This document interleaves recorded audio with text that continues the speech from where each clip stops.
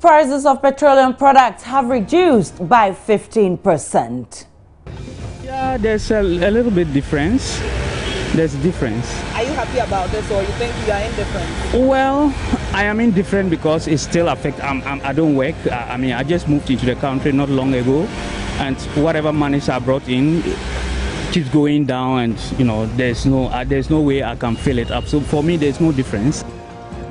Prices of the commodity have been reviewed twice within a month by the oil marketing companies since the introduction of the implementation of the deregulation policy. Now, the products are now being sold to the oil marketing companies, OMCs, at a reduced price due to the gains made by the cedi against the dollar. But experts say the prices must go further down to about 25%. Already, there are questions of how sustainable the cedi appreciation is going to be. So, if the product's prices are affected by the appreciation or depreciation of the cedi, how stable then will this reduction be? But how much is crude oil on the world market? And as the review reflects the world market prices, we'll find answers shortly on today's big story. With me, Aisha Ibrahim.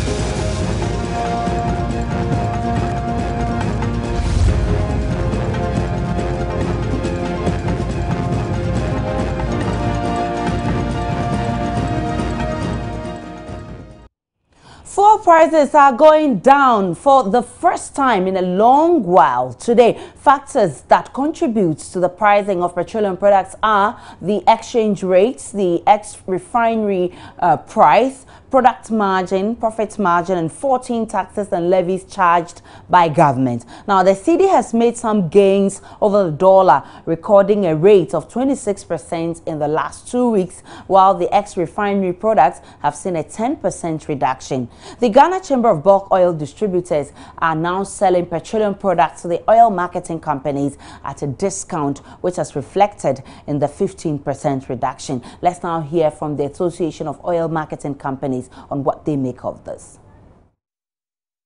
That's why I'm telling you, my dear, that it's not a straightforward jacket. It's not a straightforward. The formula we have, they're not doing anything untoward. We have the MPA prescribed formula, which is there. I mean, it's there. If you go to your website, it's there. And that's the formula we are using. The formula, once you have the ex-refinery, you put the taxes and levies on. If you care to know, if you look at the taxes and levies on petroleum alone, or petrol alone, it's more than the margin, about 2.5 times the margin of the OMC. The OMC is not doing anything untoward. The taxes, when you have taxes which are percentage, it's not fixed, it's a percentage, then you have those situations. Then no, there is anything different. And that's the mandate of MPA. MPA is making sure that when we have those pricing, it conforms to the formula. So, Mr. Atimandia, what percentage of reduction did the BDCs give the OMCs? I don't know. That's what I'm telling you. It's liberalized. Every OMC goes to negotiate with the respective BDC. I don't know what the OMC. Negotiation requires a lot. Your negotiating skill and the volume that you are negotiating for. The volume. If you're going to negotiate and you have only 2 million liters a month, and somebody has got 30 million a month, you have to know that the BDC will not sell the ex-refinery price to the same people. That's what's happening. We are trying to move away from what MPA used to do when you have one fixed price and everybody has to go with it. It's no more there. It's no more there. Then again, used to do all the negotiation with the BDCs, and they come out with one fixed price as SRF. Then we follow suit with our pricing, and MPA will follow up on that. Now it's liberalized. Consumers have been waiting for this for quite too long. So how are they taking the news? Let's also find out. Yeah, there's a little bit difference. There's a difference. Are you happy about this, or you think you are indifferent? Well, I am indifferent because it still affects. I don't work. I just moved into the country not long ago, and whatever monies I brought in keeps going down, and there's no way I can fill it up. So for me, there's no difference. There should be a drastic fall, to be at the same level as the world price of crude oil. Otherwise, it's the same for me. There's no difference at all. To my surprise, It's almost 16 cedis a gallon. So I think it's still expensive. Something must be done. I used to be 18 cedis, but now, as he's just telling me, to be about 16 cedis. Is that right? It should come down. I'm happy to say right now the government reduced the petrol for all my friends. Yeah, because I thank God say maybe the petrol come down. Because yesterday I go buy fuel for Abekan Total Free Station. They say it be 80 cedis. That buy the 1 gallon. But right now this morning I come here, they say it be 50 pesos or no. Yeah, because right now I'm happy. First, when I buy 20 cedis, is 5.03, but it's now 5.67. So it has been reduced. How do you feel about this? To me, it's very insignificant change. It will not have any impact on my business. This is today's big story. We'll be back in the next minute.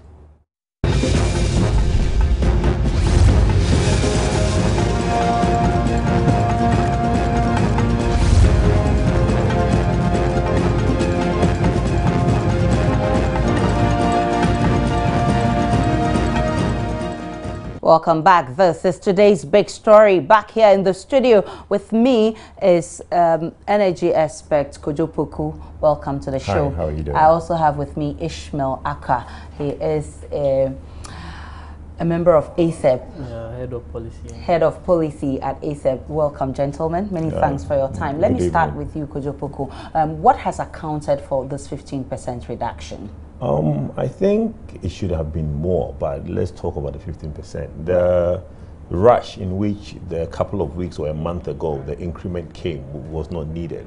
The dollar was, yes, edging up, and that was causing a bit of discomfort to the OMC because of the FX. But you realize that I think a week after that increment, we now saw a slide of the dollar against the cedi, and now it's as far as low as 2.95. Right. So as at today. As at today. So it tells you that the OMCs don't need to still keep the prices where it is, because the BDCs will be importing the fuel at a much cheaper price. And so we'll be that's selling it to them at a discounted price. That is why. But the point is, you realize that in the past 2 months, I don't think not all of them has imported fuel. There's same products that are some in the tanks, some have made money on it, and the prices is being reduced on it, and it's not even being reduced to the way it's supposed to be. Right. But it's all good news. Anytime there's reduction in petroleum fuel, is good news. Okay, let's go to Ishmael. Normally, what are the factors that lead to either the increase or reduction in prices of these products? Okay, I think that principally we have 4 factors.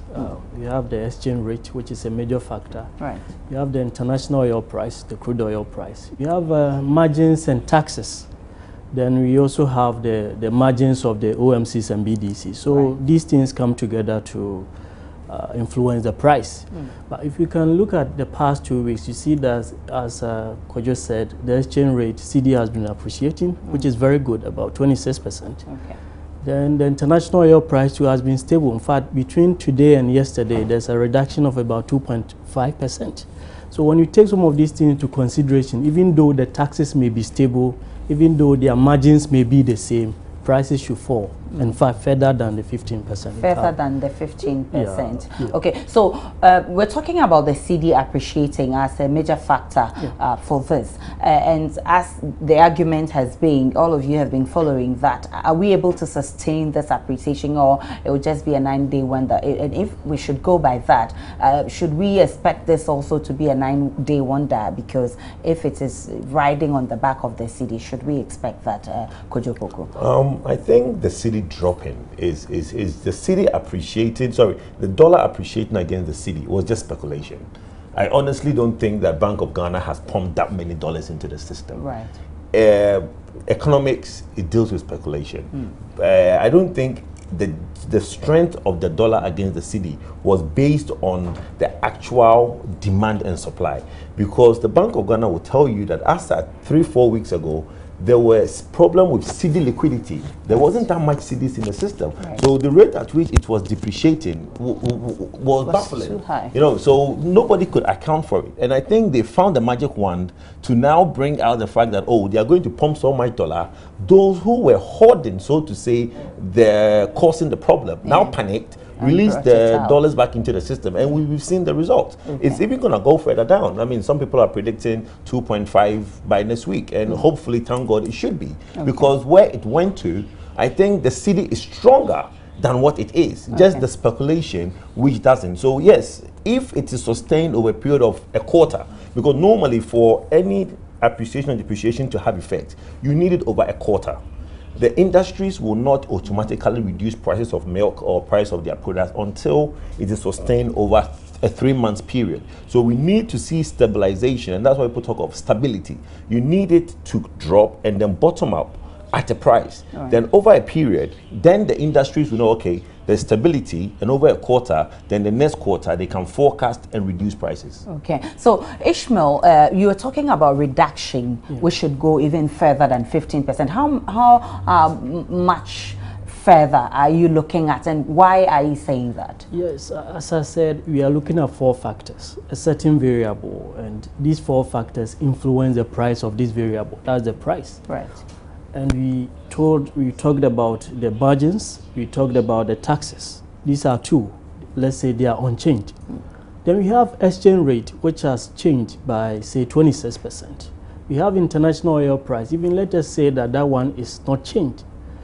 So if you want to change the price of the domestic price, then I think that it should reflect at least a little in the changes in the exchange rate. Right. Because when we were having, I think around June, 17% or 20%, prices went up by 17%. Yeah. So if we're having 26% reduction, why don't we have, say, around 23, 24%? Okay. Or even 20%? Right.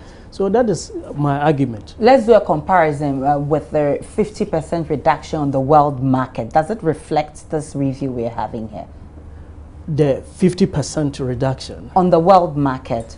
I think the 50% reduction happened in, I think, December or so. Okay. But recently, as I said, between yesterday and today, prices reduced around 2.5%. I think as a result of the Greece issue, the Iran, and all those issues. Okay. It may or it may not be, but I think this 15% is in fact driven by the exchange rate. And so you can feel... Can I add something to sure. What my brother just said? You see, when the petroleum price or crude prices were going from $100 all the way down, we only got a marginal reduction from MPA at that time. Exactly. And the reason was that there was FX to be paid back, and there was money owed to the BDs to be paid back. So in terms of how much savings Ghanaians made was very marginal. Right. The dollar, the crude price went from over 100 to about 45, and now it's around 57 as of today. Now Iran is come back into the oil fold, so prices are going to stabilize. In terms of what you want to plot, let's go back into our records and see when dollar was 2.9. Right. And when crude oil was $57. Okay. What was petroleum prices? It was about 10 Ghana cedis a gallon. Right. So clearly, we haven't gotten to where we're supposed to. Because if you do the plotting, that's how you're supposed to be. Dollar at 57, crude at 57, dollar at 2.9. Relatively, if you go back into our records, then you should be about 10 Ghana cedis a gallon. Right. But obviously, the BDCs and the OMCs are not going to give us those savings, because they'll tell you about the FX and all the losses and everything. Fine. As long as they are truthful with us, let's assume that with the deregulation which has come into the system, and that's the problem I have. All this announcement of reductions, it's not supposed to be. And I want us to be clear. The BDCs and the OMCs are not a cartel. They are not one grouping. Gwel is different from Total. Right. Total is different from Nasona. Shell. I should not have a group announcing price reduction. If Gwel, when they said there was a reduction of 4%, an increase of 4%, Gwel came out and said they are not going to reduce it. So Gwel was obviously the cheapest. Right. Then there was an increase to the recent increase, and everybody increased, including Guel. No. So my point is that why is there a grouping? Then it becomes a cartel. Yeah. Then the monopoly is there. It should be individual companies, because Guel, Total, Allied, Nasona all buy their products at a different price. Okay. The BDCs don't all import at the same price. So in this instance, who should we be holding responsible? NPA, that is where NPA comes in. Right. NPA is now the regulator. NPA is supposed to now look at the market and say, look, you are flouting our laws. Right. Prices, realistically, we shouldn't come in. NPA should come and tell us, the populace, what the prices should be. But NPA should be sanctioning the OMCs and the BDCs who are now charging us, the populace, astronomical prices. So who is actually making monies that they are not supposed to make in this? The BDCs. The BDCs. Yes. Okay. You talked about deregulation. Okay. You wanted to say something. I wanted to add something that Ishmael. We have only about 28 BDCs now. Right. And even if they don't form association, they can have a way of meeting and have a way of doing so many things together. Right. What I believe going forward, apart from MPA more like coming out with the regulation, is to make the process so simple. Right. Make the process so that the barrier to entry will be reduced. Okay. Those who qualify and want license to be BDCs, let them go apply. directly. Yeah, that is it. For now, I don't know the process. And in fact, those people have attempted and you won't get it. Okay. If you don't probably have a connection. Yeah. So let us make it free. If we have 2,500 BDCs, it is very difficult for them to meet. Okay. But 28, even if we apply regulations, there may be a cartel. Okay, so this deregulation thing we're talking about, they said partial, full, or no regulation. So which is which now? I think it's partial. It's partial yes, regulation. Because if it's proper deregulation, you see, everything that is supposed to happen in Ghana is already happening 6 hours here. We've all been to the UKs and the US, and we see how it works. If you go online right now, on the daily basis, you see the price drop on the US market. The pump prices are dropping. One thing I want Ghanaians to all be aware of is that when you are driving, don't just buy fuel. Look at that red LED light, the prices. Because realistically, every company is supposed to have a different price. Okay. So when you are driving, don't wait till you are zero before you just go to the nearest filling station. But is it fair for everybody to have their own prices? Yes. Or we should go back to when all of them had to charge the same price? No. You see, it's competition.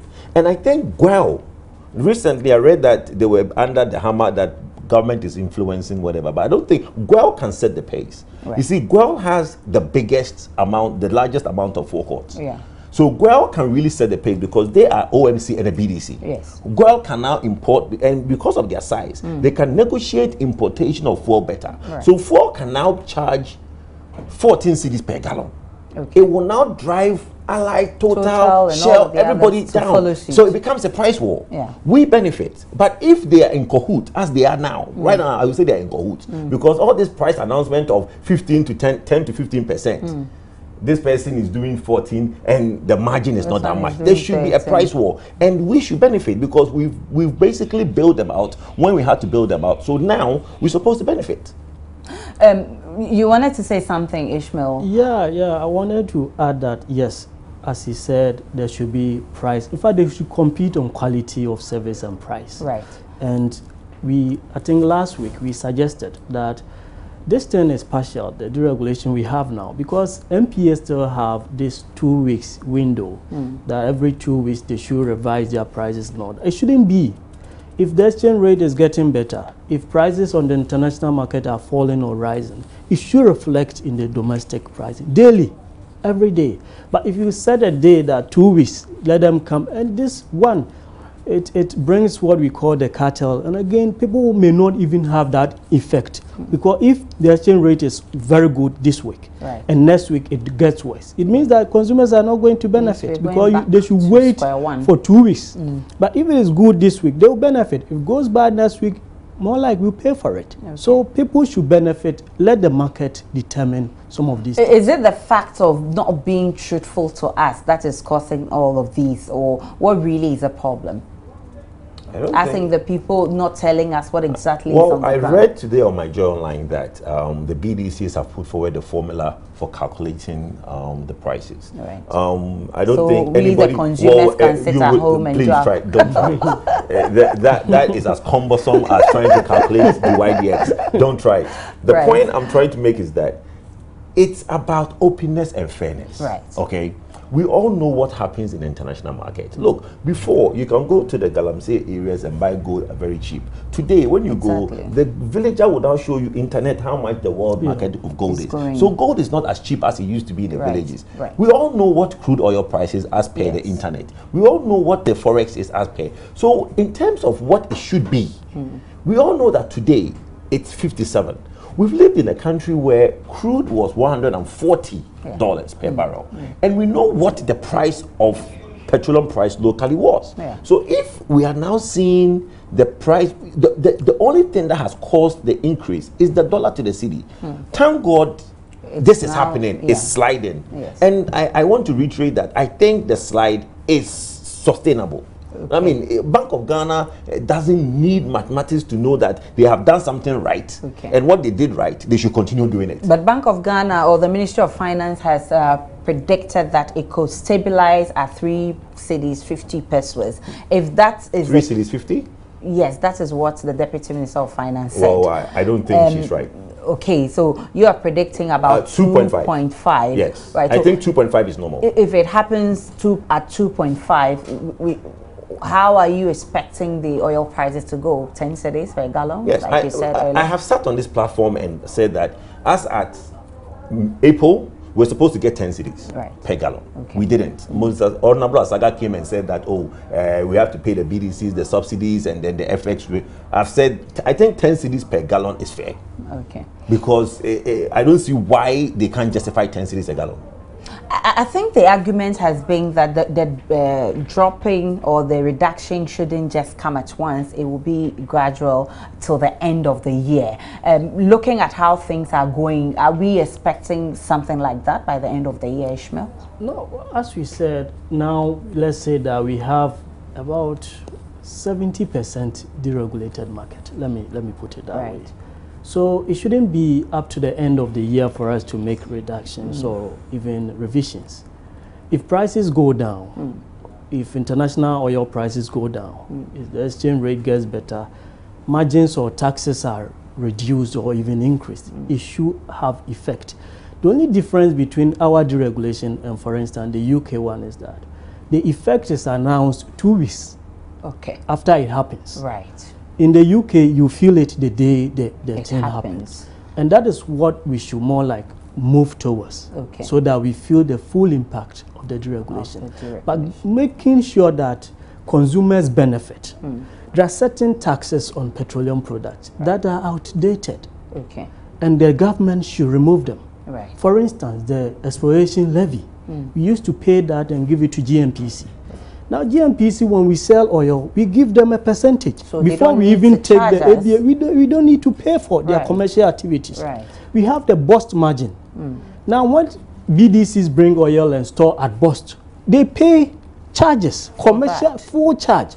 So why should I pay for bust to operate? Bear that cost. We have the toll levy. When the toll levy was being imposed in 2003, the debt of toll was 1.4 billion. Well, the toll levy is around 0.8 pesos. Now, when you calculate from 2003 to 2009, it means we made around 5.9 billion. Where is that money? So if we don't know how much we got, whether we've paid the debt or not, why should we supposed to pay? Should we continue take all to these the taxes out? And I think we will get the 10 cedis he's talking about. But your last comment. My last comment is that I honestly think that the depreciation of the dollar is going to continue. We're going to see about 2.5 where it will stabilize. When government talks of subsidies, I honestly don't see what a subsidy is about, because as my brother is saying, there's so many taxes in that we are not supposed to be paying. So when government says I subsidize, You are the father of our sons and daughters. Now, you are on one hand, you're saying you're subsidizing, on one hand, you're putting taxes. Why don't you just stop the taxes and then stop subsidizing and then let us take care of ourselves? That has been TVS. We've been talking about the 15% reduction in fuel, but experts are saying that we should expect more. And we're looking at the CD also appreciating whether it will stabilize or not. And that has been today's big story. We'll be back with Joy News Interactive.